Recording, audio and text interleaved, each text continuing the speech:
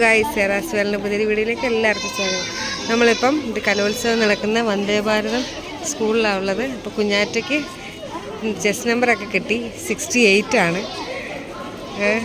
കുഞ്ഞാറ്റയുടെ action സോങ്ങിന് വേണ്ടി നമ്മൾ wait ചെയ്യുകയാണ് അല്ലേ? പഠിച്ചല്ല ഇങ്ങോട്ട് നോക്ക്.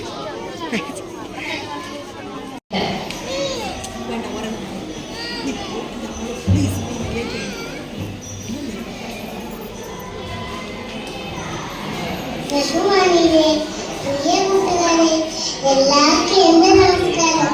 നമ്മുടെ ആംഗ്യമായിട്ട് കേട്ടാലോ? ആംഗ്യപാട്ടിന്റെ പേര് നെയ്യപ്പൊടി. നെയ്യപ്പൊടി അല്ലേ? എല്ലാവർക്കും ഇഷ്ടം നെയ്യപ്പം.